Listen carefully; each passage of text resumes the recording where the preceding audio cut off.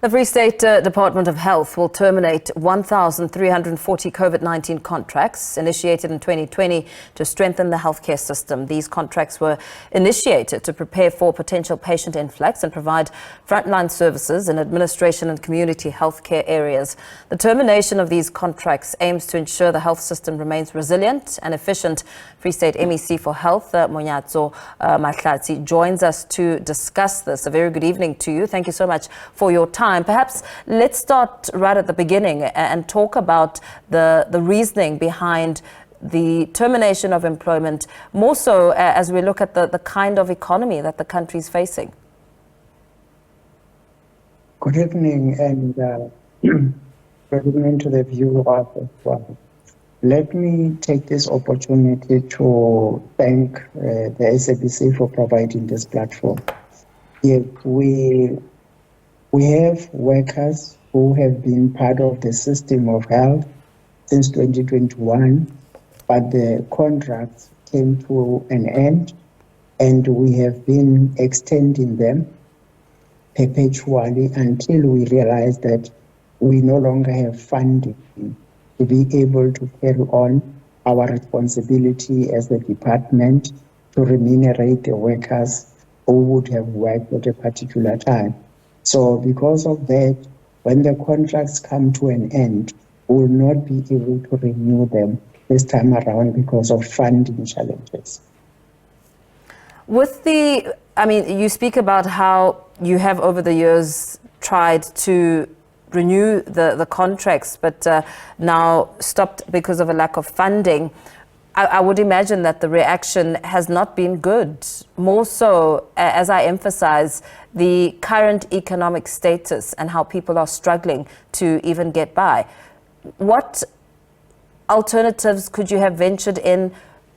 Were there any alternatives at all before reaching such a decision?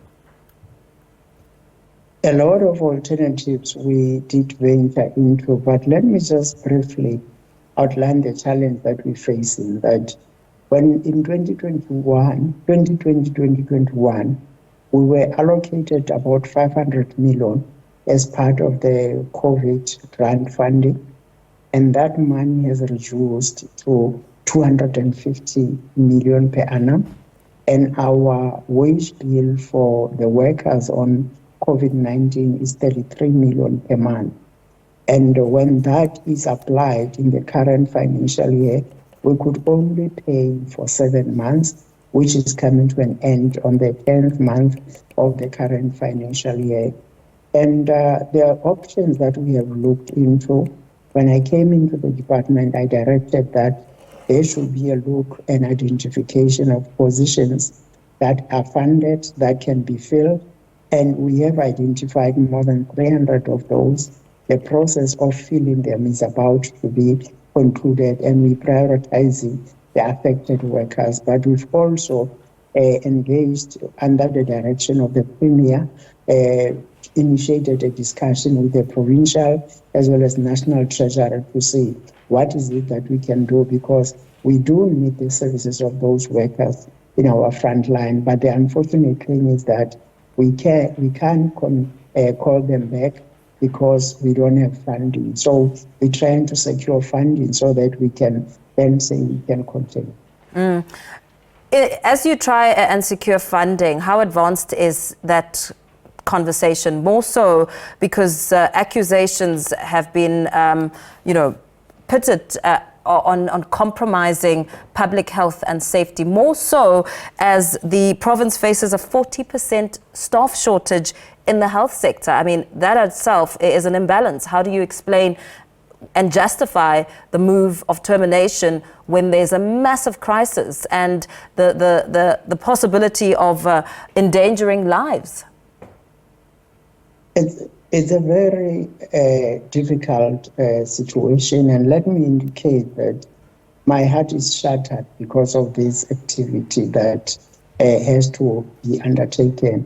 Yes, we do have shortage in many of our facilities, and the current workforce contracted under COVID-19 were doing a lot in terms of relieving that particular pressure. And as I indicated earlier, it's our wish that we could keep all of them and even increase the numbers in order to take down the levels of shortage.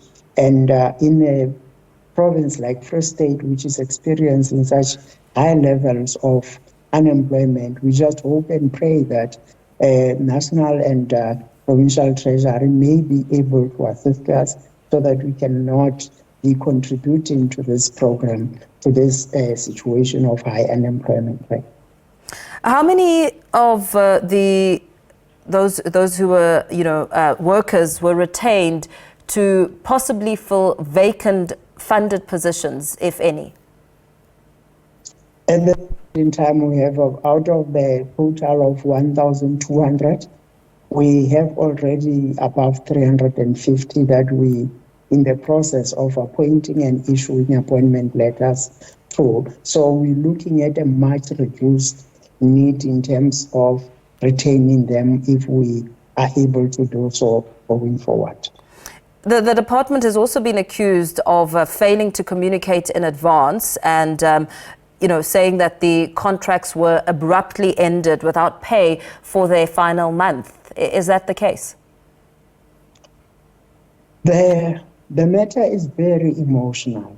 And when an issue like this comes, there can never be enough consultation when people are facing this kind of problem. And yes, we did engage with our staff internally. Since I arrived here in June, that has always been something that's keeping me awake at night. And in about 5 meetings of the executive that we've held since I've arrived, the emphasis has always been, please go and prepare our colleagues in relation to this matter so that we are not found wanting. No, it's not abruptly. Even in the current month, I forced the extension so that because I felt that this is something that's going to affect us very negatively. And the letters that went out were very specific that will not be able to renew unless we get a shot in the arm in a form of financial backing on this matter going forward. How long in advance was that communication done? We started that communication around July this year. Okay, so the formal letters were sent around July and the contracts ended a few months later. In July, there were extensions that were made because the contracts expired at the end of June when I arrived. And we gave a 3-month extension, which ended last month, which ended in September. And we then gave another extension, noting that we still had money in the grant that we could use. So up to now, we only have the money that cannot be able to pay the salaries of all the workers that we are able to retain. So communication has been going out from July up to now.